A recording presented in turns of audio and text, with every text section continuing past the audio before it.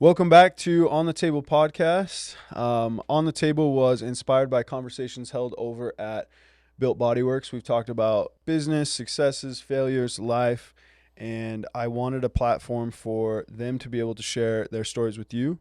So today we got on Ty Fox. Ty, I've known Ty since 2015? 2016? A long time, yeah. I know, crazy. Mm-hmm. Ty is not only the owner of a solar company, one of, okay, and not sole owner. I can't take it. Yeah. Good, okay, we got that covered. Yeah. I'm not smart enough for that. No way, dude.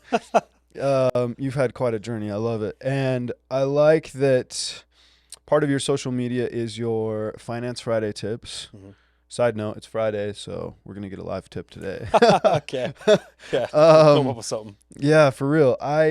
Dude, tell me a little bit about all the start, because back when you were just selling and now it's into ownership and you just baseline, I feel like anything you touch, you take it to its fullest, and I love it. I look up to that. Well, it's, at the end of the day, we were always taught, growing up, I grew up swinging hammers and working construction. Yes. Right. And we were always taught hey, no matter what happens, you can always be the hardest worker in the room. Yeah. And so we kind of just took that for my family just kind of takes that on our shoulders. Hey, no matter what the situation is, you can take it with a smile and be the hardest worker in the room. Okay. And comes from family. Yeah. Cool. Yeah. And that's something that I learned from, swinging hammers with my dad, being miserable in the winter, thinking this is awful. Right. Okay. But you learn those lessons. And I came back from a mission, went and sold, did okay. I didn't do anything crazy exceptional my first year and a half. But after that, that's when I started really take it more serious. I'm hey, I'm actually really good at this. I need to stop thinking of this as a summer sales gig, right? When am I going to get into my real career? I wanted to originally trade on Wall Street. So it was a means to an end, right? But then it got to the point where I was hey, this turned out to be way better than I thought. Making good money, coming in. You can say part-time, full-time summers, right? But the rest of the year is somewhat off. And it just got to the point where it was hey, I need to go start diving into this full-time, because if I can go make, let's say $350,000 in a summer, imagine if I did this full-time. Then we switched to different industries, which was way more lucrative. And it just kind of from that point on. Like alarms and stuff, smart home stuff to solar. Yeah. Right? Okay. Yeah. And so we went and joined a big solar company, had a good experience there, but learned a lot to where it was hey, there's people that are here that are really good at their work, but I feel like we can go execute our craft a little bit differently on our own. And so we went from 30 reps to 400 reps now. Wow. Right. And the company has 1,500. And so now it's just working with your best friends that have the same vision as you, that go execute at the same level as you. And then now it feels a little bit more like play than it does like work. But it's because we're all going in the same direction and just work hard and enjoy what we're doing, man. Okay. Yeah. So because of that same vision, when it comes to, I don't even know, maybe you don't even have to recruit anymore, because I feel you find like-minded people. But if you are recruiting or somebody comes along, what's something that you look for? That's a great question. Anybody's in this industry where it's almost I'll gobble up anybody. I'll take anybody. And that's the wrong mentality to have. I spent too much time trying to sift through the wrong people to try to find the diamond in the rough, rather than, dude, if you're searching for diamonds, don't go look in the rough. Yeah. You know what I mean? Okay. And so it's hey, I'm okay with having 10% of the bodies that I had doing this over here, as long as I know those 10 can pull me through the finish line. Okay. You know what I mean? And it's almost you're looking for your thoroughbreds rather than you're just looking for the entire herd. Okay. And it's when you start doing that, and that's also the same as sales. It's not just recruiting, it's sales. The more you spend time with your actual client, and that's when you're looking for, rather than trying to sift through this massive net. No, find a smaller net that's able to, and just more concentrated, and you'll have way better success doing that. And recruiting was no different. The minute we found our head guys, where at first it was 3, now it's 14, right? And we teach them the same thing. Dude, don't just go after anybody. Go after people that think like you do. Go after the ones that are ambitious, competitive, hardworking, can have a normal conversation, right? Are somewhat communicative. That we can work on those. I want to go find the ones who have natural talent in that and go exploit that natural talent. I'm not in business of making bad into good. I'm in the business of making good into great. Better. Yeah. Okay. Dude, I freaking love that. It's almost like finding your own niche within the sales world, I guess. Yeah. Mm-hmm. Okay, I want to hit on this for a second because I feel like you and I both connect, and I've loved your posts on this. Is you did do, I don't know, a few classes, semesters, whatever at BYU, right? Yep. I did a few, like a semester and a half at UVU. I'm probably going to get some slack for this. We've gotten to a point in this world where I don't feel like going to a university is the be all end all or the only route for success. Correct. Now, I do have a lot of friends that are in school right now. I commend you. That's great. I feel like especially like med school, maybe being a lawyer, certain things that I feel like require a lot of education makes sense. Sure. But what was that point for you? Because I can relate to this where you were like, I just want to go chase what I want to chase. And when did you realize that you could go chase that success and not have to have that paper, that degree? Yeah, good question. It kind of came down to two things. School was never hard for me. Okay. Like school always came easy. I always enjoyed learning, right? But I almost did it more to please my teachers than I did to learn. And so I would go purposely go get good grades and not learn a dang thing, but I would get really good grades, right? So I wouldn't retain any of it. Okay. And it got me far enough to where I got into the business school. It was a really good pivotal moment for me where I was like, hey, I'm in, kind of a thing. Yes. Right? Not like this fraternity feel, but it was like, hey, I'm in. Like I've looked forward to this my entire life. Yep. And I get in and I'm still like working my butt off, sales, all this other stuff. I go into the Marriott School business with 1 A-, right? I did everything I could, like busting my butt with credits, and I needed a scholarship, right? I was like, hey man, like I need to do, and I didn't get anything. And that was the other point where I was like, you know what? If I am going to work 6 times more to get a marginal difference of 10% in my grade, that makes no sense in business ever, right? You know what I mean? That makes zero sense. It's That's like, huge. yeah. And so I was like, no, I'm not going to go do that. C's get degrees, right? So at that point I was like, hey, I'm going to stop focusing on pleasing my teacher. I'm going to focus on learning. And at the moment I got to the point where I felt like my skill set was outpacing my learning ability in a school setting, I was out. And it got to the point I was talking to one of my teachers, right? Really, really cool dude. And I was kind of talking to him like, hey man, I own 4 businesses. I own a lot of real estate. I have 2 sales teams that we do millions of revenue every single year for this current company. What is my next move? I've got 15 credits left. What do you think? You went to your teacher for this. Yeah. I love this. Yeah. And he was like, this sounds awful. He was one of the ones I actually respected because he had a lot of real life experience. Okay. And he's like, dude, why are you here? My professor told me this. Wow. And he's like, dude, why are you even here? Like, we try to get everybody to start a business, go into sales, or go off and do their own thing. You've been doing it for the last 2 years. Why are you still here? And that was the other part. I was like, frick, you're right. You know what I mean? But then I was also forced into it to where, you remember when my wife, after she gave birth, she couldn't walk. You remember that for 9 months? She had like this weird paralysis in her legs. And so she couldn't walk. I was in school full time, taking 15 credits, running 2 sales teams, 4 businesses, all this other stuff. I was stressed, man. And I was like, hey, I can't do this. I went into BYU and I'm like, hey, is there any way I can finish online?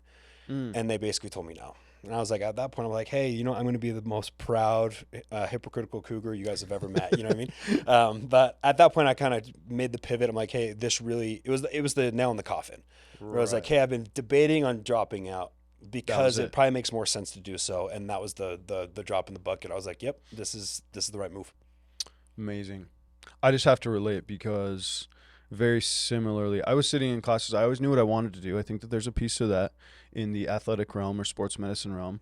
They wouldn't put me into any sports medicine classes because I had to do all of my generals, which I get, but that I got my own opinion on that. Right. And then in order for me to like switch around classes and do other things, there was all these different signatures and different fees. And I remember one day I was like, no, this isn't it. You know, I don't even really care to be here and I know what I want to do. So I'm going to go chase that. Yeah. And I think that's huge. Yeah. I don't think there's a knock on general education. I think it's good for society for us to become educated. I think the problem is where we think that university is the solution for it. Absolutely. Right. And dude, you've learned more by having people on a table than you ever did in class. True. Right. I learned more from getting my face kicked in on the doors than I ever did learning in class. Right. You know what I mean? And so there's just different things where the natural grandfathered solution is, hey, go to school. Right. Because that's what worked for our parents and grandparents and all this stuff, which is fine for them. But I'm not okay with the kind of lifestyle that a school can provide, right? Which I'm not knocking on it. Some people are okay with the 4-year degree, go make $70 a year, and they'll live a happy life that way. That's awesome. I'm not engineered that way. Right. I'm like, dude, I can't do that. I'm always fidgety. I've always got to do something different. And it wasn't the right vehicle to get me where I wanted to go. And I would argue there's a lot more people like that especially with like general education on YouTube, like Google, all this other stuff. You can go like my generals. I never went to my general classes. I never went. Really? Because I would go look crash course online on YouTube and go study that way. I'm like, hey, I can go get a 15-minute, It's absurd, like 15-minute video and speed it up 200%. I could be done in 7 minutes, or I can listen to this person that I don't even know. I'm never going to respect in that field because I'm not going into that field.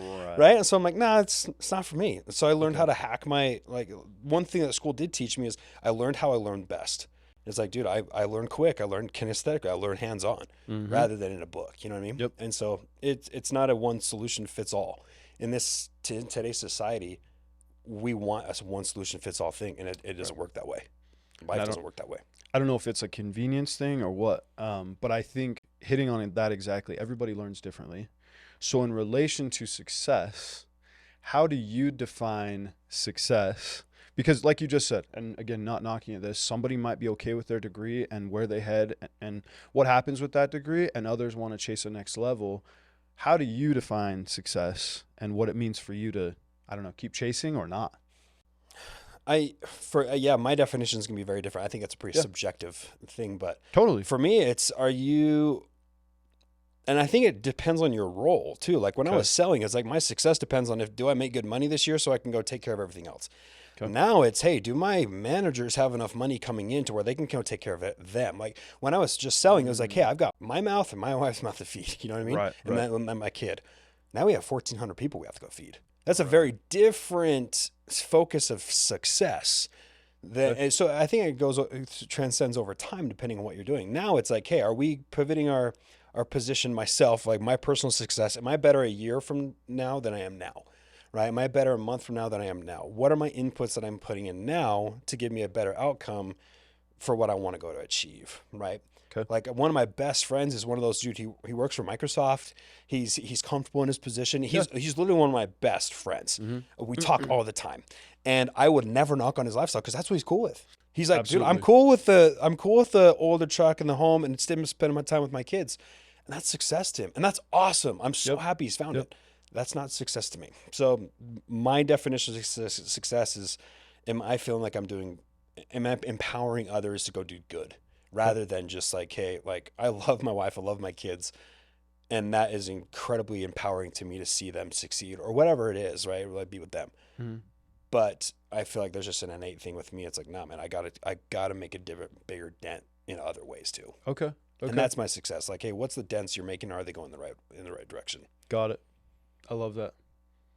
And I think you're spot on with, again, that's why I wanted to ask you. Everybody's going to define success differently and how it works for them.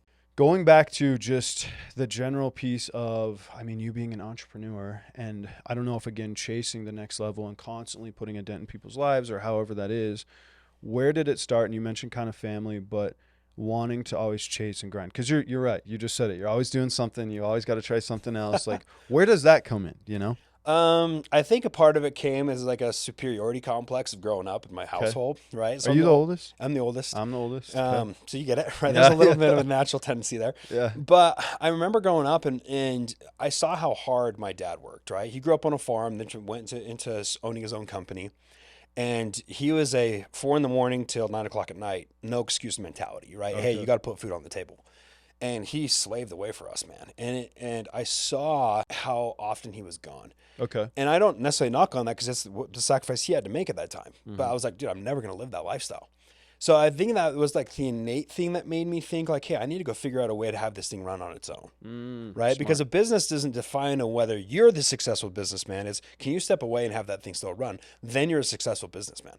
Right? And I think that tendency came when I was really young, like that entrepreneurial kick came when I was really young. This is going to sound really bad. I probably shouldn't admit this on camera. Nope. Authenticity. That's what we're about. Okay. All right. We'll let it out there. So when I was a kid, I would go. Have you ever heard of the game World of Warcraft? Yeah. Yeah, dude. I would play that like crazy when I was a kid. Okay. And I would literally create characters, have something called a glider. It's basically a way to go hack its way to go max level. And then I'd go sell that character off for at times $1,500. I was On like, World of Warcraft. yeah, 100%. And so I'm like, he's doing sales in a game. yeah, so, so I'm literally flipping characters, like, and I'm at school and this thing's running itself on its own. I'm like destroying my parents' Wi-Fi and all their computers, probably virus all over the place, right? And so, but I'm making $1,500 a flip, right? My parents had no idea I was doing it, all cash, right? It's crazy. And so it's like at that point I was like, hey, it's completely illegal. Don't do that. Completely illegal, like IP things. Like we actually had a tussle after my mission about it. It was kind of crazy. Oh, that's but wild. that's where I started. I was like, hey, like there is value out there that people want to pay for, and then if you can go create that service, create the value, people will pay for it. People don't want to spend hundreds of hours in front of a computer to go get what they can go buy for $1,500, right? But I had the capability of creating that, and like that was just one of the few things when I was first growing up. But I was like, hey, I can make good money doing something very different than what most people think, like go be a lifeguard, go do these different things. I'm like, dude, I worked 30 minutes for $1,500. You know what I mean? I was like, dude, that's where I created that kick. And I spent most of it like at the arcade, you know what I mean? Right, so it's like, I did nothing with it. But that's where it kind of came into play where I was like, hey, like there's more out there that people are willing to pay for. And it's kind of crazy. Dude, money is infinite. Like banks create money out of nowhere. Why can't we? And that's kind of where that thought process came in. Where I was like, hey, I'm going to go illegally create characters and sell them online. How old were you? 16. Wow. Yeah. Dude, that's crazy. Yeah. So I'm like, if Blizzard ever sues me, and they tried to before, but or not. Like they cease and desist kind of thing. Okay. But, okay. Yeah. Dude, that's kind of where it got started. Okay. Good for you though. So I mean, at least then, if anything, you knew you had a talent or ability to sell and create. And I want to talk about that for a second. Do you feel like you have to be or have some type of creative part to you to be successful? Like, and I'll expound on that is as far as I feel like in finding success, there is a creative journey with that. I feel like you have to, I don't know what other word to use. I'm going to keep saying it, but you have to get creative with your path because anybody could go down the same path. And we could talk about hard work. We could talk about motivation. We could talk about your growing up or your innate ability to do so. But there are times where I feel like you have to be creative in getting to the next level. I think that creativity can become innate by just hanging out with the right people, though, because I would argue that would be correct. If you're in a group of 5 people, you need to go be that outlier to get to that next level. Okay. However, if you go hang out with 5 people that are 2 levels higher than you, then that creativity is going to become a natural process. Like that 100%. Just becomes part of you too. So I think that there is an essence of creativity where with entrepreneurship and different things there. But I also think that, dude, some of the best entrepreneurs that I know are some of the most dull people on the planet. Really? And it's not that they're not creative. It's just that they went and ripped off something that was a little bit better off of somebody else that actually was creative. Like the most, if you look at the most empowering business minds of our time, Bill Gates is probably the most, and Elon Musk, I would argue, are probably the most innovative, creative types. Okay. But I wouldn't say Steve Jobs was. He's got his stuff from Steve Wozniak. He just had the better vision. Yes. And created more with that vision rather than the product, right? Okay. So I think that there's a little that we can take into that ourselves too, where if you're not a creative person, that's not an excuse not to go dominate. It's go mimic something that's really, really good. That you can go, that jives really well with your natural talents, go copy that. Like, dude, we're in a copy and paste society, right? And it's like, hey, we can go do that and just do it a little bit more effective. You're going to do really well. Like in creating your business, I imagine you didn't have to go on this crazy guru venture 2 weeks in Tahiti, right? To figure it. No, it's like you saw what worked, you replicated it, and you did it. Absolutely. You know what I mean? And then as time goes on, like we learn about like the triangle offense of like the NBA, right? That Phil Jackson applied. He didn't create that. He just hired on the right people that created it, and he implemented it better. Yes. So I would say it's a more of a like succeeding in business and in entrepreneurship, whatever, is more of a mastering of the implementation. Not necessarily the creativity, because there's always going to be people like what's the saying? The wealthiest place in the world is a graveyard, right? Because that's where most ideas go to die. Creatives, like ideas will always be out there. Truth. But there's very few of us that are willing to go act on those ideas. Yep. Right. It's almost to the point now where like I'd rather go pay someone else to go come up with that stuff because that's not my mentality. Like it's more about execution. So go find the R&D and the stuff like that to go. Yeah. Okay. Dude, that is wild. That puts a whole new, I don't know, perspective to things. I love that. I want to. Yeah, we don't have to be very smart. No. Thankfully. That's good. That's good.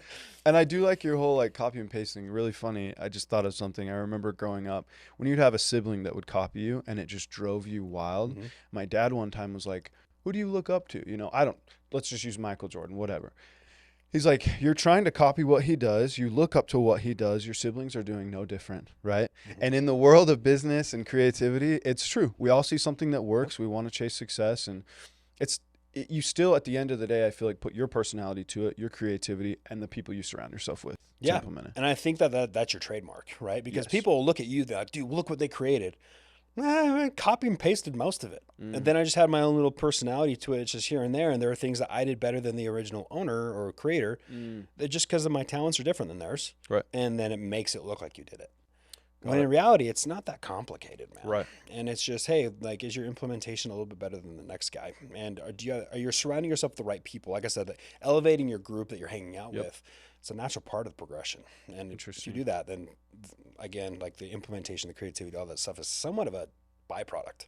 The next person can find success from you by copying you, I guess you could say. Yeah.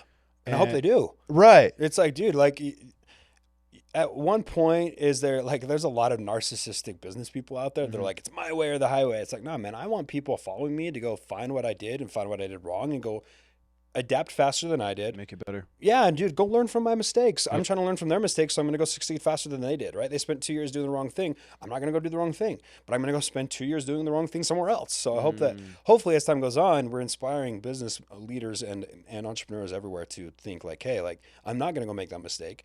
Brent's having this success at, you're 28 years old? 29. 29? Just 29 March. You and I both. So it's like Brent's having this success at 29. How do I go have it at 25? And it's your job to go make that happen for them or inspire them to go help them do that. You know what I mean? That's huge. Yeah. Geesh. This has got my wheels spinning over here. I love that, dude. I want to touch base getting into more of your Finance Friday and mostly your piece in giving back, you know?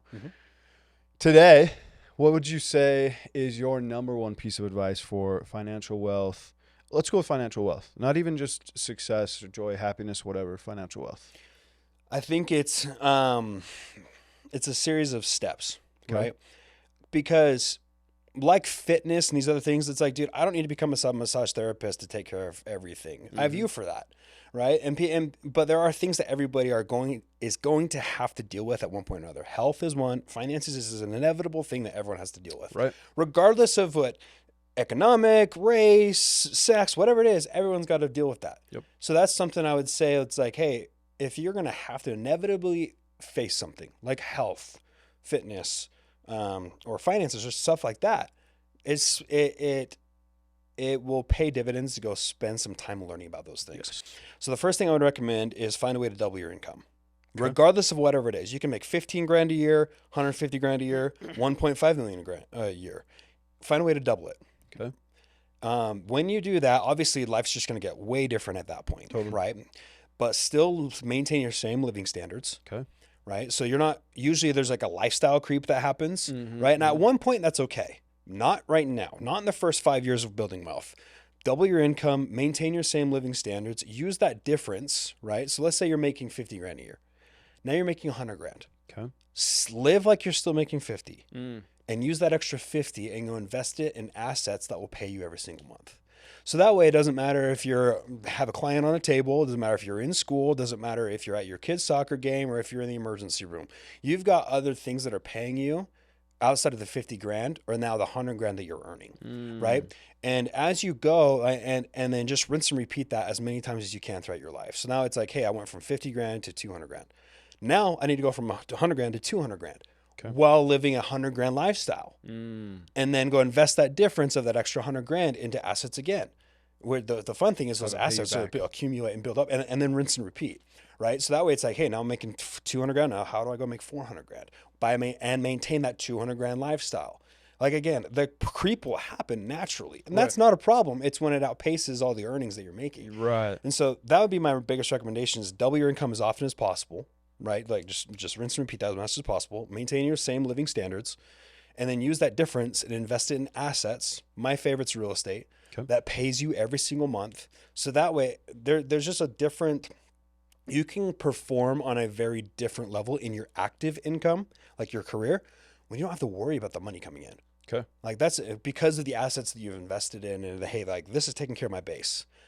Because this is taking care of my base, I don't have to worry about forcing myself into a corner unless I want to, because it's fun, right? It's like, dude, there's like a fight or flight syndrome that happens when we're forced into a corner. It's like, hey, we're either going to fight ourselves out of it, or we're going to die in the corner. Human tendency usually allows us to go fight our way out of the corner. And so by forcing yourself to find a way to double your income by living in those low standards and then investing the rest, your lifestyle doesn't change your first 1 to 3 years. But after that, it starts to compound. Like, hey, that corner that seems so detrimental and dangerous and scary, we're out of it. Yeah, we're out of it and we're good. And I actually don't have to worry about going to work and worry about my raise or my, all this other stuff. I've got this other stuff that's taken care of me. Yeah. And that's where wealth is built, right? Because like Warren Buffett says it best, like, dude, if you have to worry about the 9 to 5, you're going to work till the day you die. You know what I mean? That's just, again, there's people that are okay with that. That just doesn't, it never jive well with the way I think. Yep. Yeah. I definitely picture you more of a working smarter, not harder, you know? And I think that there's a major piece of that, and there are people that would agree with that. Yeah. I want to touch a little bit, side note, on just like an abundance mindset. And I had this happen just a few weeks ago, and so it got me thinking a ton about just investments, and maybe that's a bigger word for this, but any type of investment. Dumb example, dumb story. Lexi and I have a tankless water heater. We didn't have a water softener yet, and it needed maintenance. The guy tells me over the phone, hey, long run, if your tankless water heater goes out, it's going to cost you this much. Why don't you get a water softener and pay this much, okay? So that down the road, you're not paying this much. Yeah. The thought that came to me is sometimes we're too scared to like invest in something in the moment that we don't realize how much it's actually going to save us in the long run. Do you feel like that's a major piece of like just gaining there's a lot of people that aren't spenders. Yeah. And I'm not saying that that's a bad thing, more saving than spending, but sometimes worrying more about the saving actually hurts the long-term spending. Yeah, man, totally. And it's actually a really ill mindset. And that's one thing, because there's a lot of people out there that are like that. And I think all of us have a slight tendency of that. Like, hey, here's my nest egg. I can't touch it. Right. Myself included. But it's like, dude, we're at an all-time inflationary market where it's like, dude, every $1,000 you keep in the bank is losing $120,000 a year. It's insane. So it's like people can say, hey, I'm going to save all they want. It's like, dude, that thing's going down every single year. That makes zero sense. None at all. You know what I mean? And so it's, I'm going to botch the quote. I can't remember it exactly, but it's like, hey, investing in specific like technology. I think it was Henry Ford, if I remember right. Okay. He was saying like, hey, I'd rather invest in technology and not need it than I'm eventually going to pay for it even if I don't have it anyway. Okay, right. Right? Because if I don't have the things that I actually need to go execute at a high level, I'm actually paying for it just by the lack of production that's coming from it afterwards, right? For example, in your business, if you had a very specific piece of equipment that you needed, but you didn't buy it, you are going to pay for it by the lack of what you could charge your clients for a specific thing that you could, for an experience 100%. They could get. You know what I mean? So you're going to pay for it regardless. Whether it's by cash or by lack of opportunity, you're going to pay for it anyway. So I would invest in those things, make sure everything's like your base is set, right? You make sure everything's in accordance off of the get-go as much as you can. Right. Because at the end of the day, it's like, dude, these are little dividends that will pay massive payouts over the long haul. It's no different than waking up every morning like, do you want to go to the gym or not? Because you know what I mean? It's like, hey, it's the compounded years of that make the difference rather than it is a daily grind. You know what I mean? But if you don't act on it, you're going to pay for it later on anyway. So you might as well pay the small price now rather than the lack of what you would be paying. It's even worse when you see another friend that went and paid that price, and now you see where they're at, like, freak, right? And I say that in experience too, because I've had buddies that did that. You know what I mean? And it's like, dude, like I missed on that opportunity. I need to learn and not do it again. Yep. Dude, I want to hit on that. You literally nailed that. When I was first starting my business, I had a few phone calls with a business mentor, and one of my questions was, do I continually build my business over time with the certain tools or different things that I have, right? Or do I do it right now? And she said, if you were a contractor and you showed up to the house site or whatever with the toolbox and some nails, but claimed that you were this contractor, you're going to build this house, like, no, show up with everything you've got, give your best service, and it all goes from there. Yeah, and it's like I learned this from my dad. Literally, like he was custom construction. Yeah. All right, framing. And Did you know I did that growing up, by the way? What's that? Too. I did that too growing up. Yeah, it's awful. Yeah, it sucks. It's a lot of work. Yeah, it's a lot of work. Yeah, it is. They love it, but my dad gets like a lot of pride when seeing that it's art to him. He sees this thing like that started out as a foundation. Now there's an actual home there. Yep. Right. At least the wood is up. Yep. And growing up, he would get the biggest thrill of seeing that. Usually in these developmental neighborhoods, there's a bunch of homes going up at the same time. Mm-hmm. He would purposefully get the last bid, and then build it faster than everybody else. And that's how he got his business. Because dude, if you're building a home, you're going and seeing that thing once a week. Like, hey, what's the progress? You have no idea about anything about construction, but you're like, hey, this is actually coming together. But then they see like, oh, that neighbor, dude, they just started, now they're done. Right. But it's because my dad could roll up with the crews and the trucks and all this other stuff. He had the right tools at his disposal, so he could go execute at such a better, efficient way. It's so much faster than many, many, many other people out there. And it's the small things, right?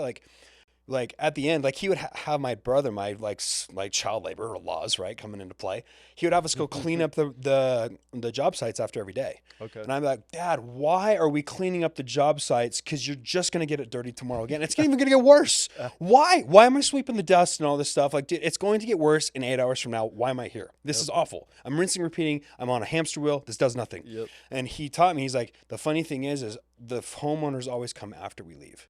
And if they can go to your neighbors and see this place is an absolute mess, versus when they come to my property and they see my process and it's absolutely pristine and clean, and we're kicking everyone else's butt at our timelines, I'm going to get business for years.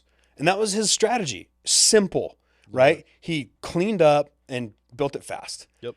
And he killed everybody. You know what I mean? And so it's like we can all do those different things. Like, not all of us may have the tools. All of us may not have the table and the Theragun and all this other stuff to go get us started. But it's use what you have, do what you can, start where you are, right? And that's something that all of us can at one point or another control. Yep. It's like, hey, I may not have a lot. I may only have a toolkit, right? But it's my job to get as many tools from this toolkit as possible. Go build up that arsenal, so that way I'm not missing opportunities later on down the road because I just held onto my toolkit rather than invested in myself and invested in my craft. Love it. Yeah. Give your best work with whatever you got. Yeah. And make it go from there. Yeah. Dude, if you're sweeping the streets, you're building businesses, do the best that you can. Love it. Yeah. I mean, because at the end of the day, it's like there's a pride factor in that. And I think that's one thing that's lost in today's society is we don't take as much pride in our work as we should. But it's because we don't give our full effort as much as we should. Yep. And it's outside of the money, man. Like, dude, the money can be great. It could also be not great. Kind of depends. Right. But it's the pride factor, man. It's like we're built to build, we're built to grow, we're built to produce. Yep. That's what we're engineered to do. And I think part of the pride factor comes in with just caring about your craft, caring about what you do, caring about the people you're serving and the people that are around you. Yeah. Just freaking care about what you do. You know, it goes a long way. Yeah. Dude, this is awesome. Great freaking tons of gold nuggets. I got one more question for you. As far as success, and I feel like we've hit on some of these points already, what do you think is probably the number one trait to have, whether it's, and maybe that's the wrong word, but is it the motivation? Is it even just being consistent about your craft? Is it constantly learning? Is it just putting yourself around other successful people? What do you feel like is the number one thing anybody seeking to, they've got this big goal and dream, where do you start with, and what do you keep taking with you? Yeah. Courage and discipline. Courage and discipline. That's it. Because it's everybody's going to get to the point where it's like, hey, they're going to have to take a leap where it's going to get scary. You had to do it, right? To be able to go do what you're doing. And it's like, dude, you have to go take that leap. That takes courage. And that deters 90% of the people that are going to go do it anyway. Yes. You know what I mean? And so it's like, have the courage to be able to do it and then develop the discipline to be able to carry that through. You look at anybody that's successful in any craft. You look at sports, you look at business, you look at life, you look at literally anything. The people that are at the pinnacle of their game have those two things in common. They have the courage and they have the discipline. You talk about Michael Jordan, you're going to tell me he wasn't courageous or disciplined. You talk about Kobe, right? You talk about, we're in the NBA finals right now. It's like, dude, you're looking at these people and it's like, dude, that dude is disciplined and he had the courage to be able to go make it happen. Yep. Right. And that's everywhere. That doesn't just apply to business. That's starting a family. That's, dude. And you got to go attack that with like, dude, there's a lot of unknown in this world. Yep. But I know what I know. Mm-hmm. And that's enough for me to be able to go take on to that next leap, go into that next step. And if you can go build the discipline as your foundation, then the courage becomes like a fun game, right? Where it's like, hey, I can always fall back and be okay because I know where my base is because of my discipline. I'm at where I'm at because of what I've done. But I'm okay with taking these extra leaps because I know that 95% of other people won't. Yep. So develop the discipline of taking care of your foundation and then the courage behind it, be able to go pursue different things. And be okay to fail. It's like, dude, like, yes. like like this sounds probably awful, but my employees, like, I'm in charge of like growing the company, like whether recruits or lead funnels, different things. 90% of the things that we come up with don't work. Which, if you were to look at that off a productivity standpoint, it's like, dude, like you're wasting 90% of your time. Well, that 10% of your time that actually works pays 20x the others that makes this all go run circles. You know what I mean? So it's being okay with, hey, I'm okay with 1 out of 10 and making better decisions over time. So it's 2 out of 10 and then 3 out of 10 and they're just bettering over time. Dude, that doesn't change. The courage and discipline doesn't change. Courage, discipline, and I feel like an ounce of confidence to start, and the courage and discipline are what carry that confidence forward. Yeah. You know what I'm saying? Or build that confidence. Mm-hmm. Man, thank you. Thanks for being here. Absolutely. One more. How's the car? The car's great, man. Dude, I love it. The car's so fun. It was actually really fun. When we first got it, I went and took my grandparents for a ride. Really? Yeah. And that was wild, man. They were, dude, Did they love it? No. It was both sides, but it was a lot of fun, man. And I've always wanted a fun sports car. I'm an Aston Martin guy. Okay. But when I got that, it's a lot of fun. Do you feel like that was a major piece to your, like, was that like a highlight of like, wow, not necessarily the whole, again, I made it thing, but like a highlight of, man, I've gotten to this point in my life. This was one of my goals. This is one of my dreams, you know? Yeah, I think if I could go back and change, like Monday's my birthday, right? I'm literally coming up with like the last 10 years, this is what you should have done different list. Mm-hmm. And one of the things I wish I would have done a little different is enjoy the fruits of your labor a little bit more than you do. Because I was always like, dude, I'm going to go make a ton of money as much as I can. I'm going to go give it all back to investments. I'm going to live like a church mouse. And there's an extreme, I did it to an extreme. And I wish that I would have enjoyed the moments of the fruits of my labor a little more during it. And people are like, well, you could retire faster doing it this way. It's like, I'm okay with working an extra 3 years to go enjoy the 30 that I'm going to work. Yep. Or the 20 I'm going to work. I'm okay with that. And so go enjoy the things that you're doing and go enjoy the fruits of your labor a little bit more. And that was one of the things I was like, hey, I've always wanted this. My wife's like, why aren't you doing this? You work way too hard and you stress way too much. You do all these different things. Go do something for you. And that was the first purchase that I made that was like, hey, like this is strictly like mine. Yeah, me. And it was really cool. And it was a good reflecting moment and it's awesome. I love it. It's also a car. Right. And that's the thing where people are like, do you absolutely love it? Dude, I do. And it's so fun. But I sent this post yesterday. I actually got a lot of heat for it. It was like, you can't build a McLaren lifestyle off a Toyota mindset. But I would also caveat that to, dude, I drove a Corolla for years to go build up the ability to go do that. You know what I mean? And so it's like, you got to also be okay with the grime and the muck and all that other stuff too. And that's okay. Because at the end of the day, dude, if we were to lose it all from company, employees, everything, car, all that other stuff, we got our bases covered, man. And that's what's important. And if you keep that in perspective, live in the moment when you can, but at the same time, be smart with your decisions, put money away, make sure you're taking care of your future self as well as your current self, and you'll be good. Enjoy it. Yeah. Enjoy the process. Mm-hmm. Man, dude, thanks so much for being here today. Absolutely. I appreciate all your wisdom and really a lot of it comes down to, again, your own personal experience. And that's real. That's super real. So thanks for being you, dude. Yeah, absolutely. Thanks for having me on. Yep.